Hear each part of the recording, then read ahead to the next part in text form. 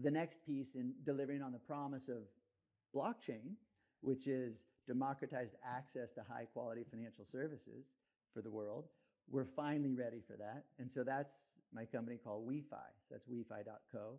And it is a neobank. We've coined a new term called neobank, a decentralized on-chain bank.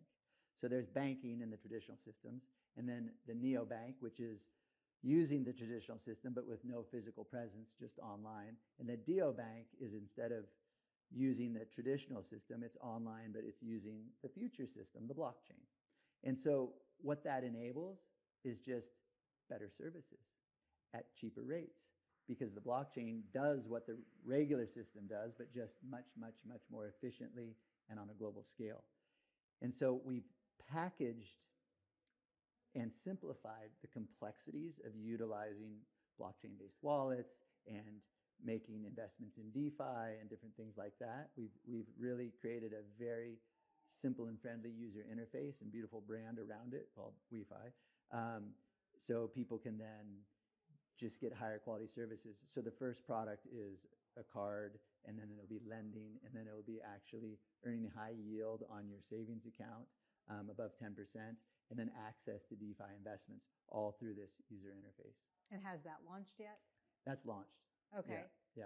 And the beauty of WeFi is we're also putting the community first, and WeFi is truly delivering on the promise of Web3, which is ensuring the community is the one that gets rewarded for participation. So there's a token. So we have an ITO, which is an initial technology offering, and people can buy into that, which mines WeFi tokens, which power the network and provide all the rewards. And since we're doing that type of sale, because then tens of thousands of people, and soon over 100,000 people, will be investors and customers. Because while we do provide very efficient banking services in a very beautiful package, there are a lot of people providing banking services. So how do you get ahead in that? You get lots of customers by making them your investors and by rewarding them the most and by giving them the rewards of the network. And the larger the network grows, the more the consumers get.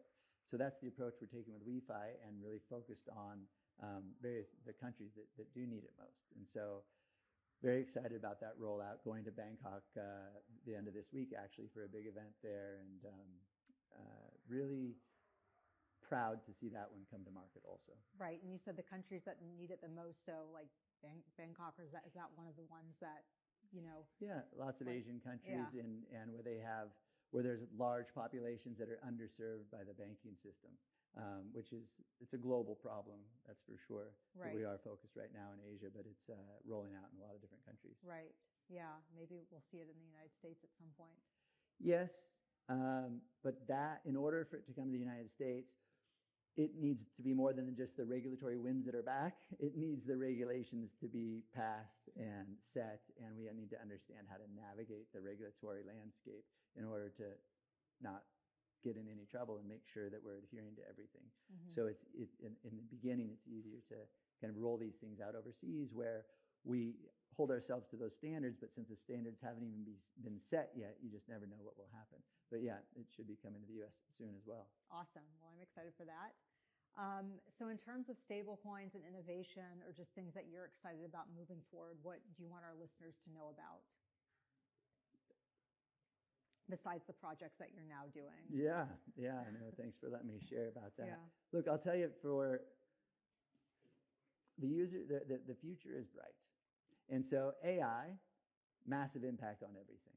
And to me, AI is going to have a significant impact on the blockchain and our ecosystem and how people interact with the ecosystem. Most importantly, people are going to stop asking, what chain is it on, or which stablecoin are you going to use, or, you know, how do I best send the money here or there? They're not going to care anymore, because they're going to ask their AI, or I should say, tell their AI, tell their wallet. It won't even be their AI. They're literally going to talk to their wallet and say, do this, like send $10 to my friend in Japan. Send it in the fastest, cheapest way. They're not going to care which stable coins used or which networks used or anything else. People are going to finally start focusing on getting done what they want done versus how to get it done. So what do people want done? They want to make payments. They want to make investments. They want to be involved in different communities.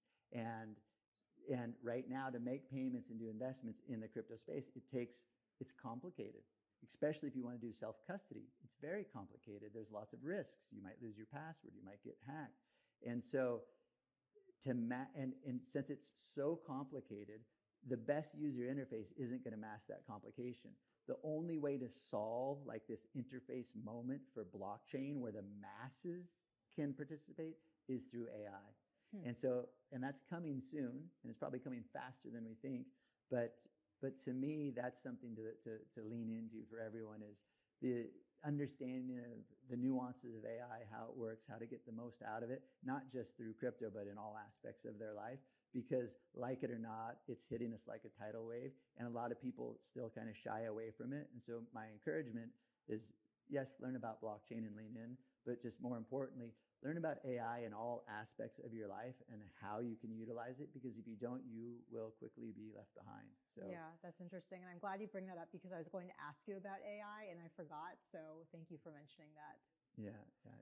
Wonderful. Well, I know we're running low on time. So if our listeners want to get in touch with you, are you on X? Are you on social media? How can they reach out? Yep, absolutely. Find me on X. That'd be great at Reeve_Collins.com or Reeve_Collins. Yeah, right. Not the not .com. All the internet talk, we're like starting to, yeah.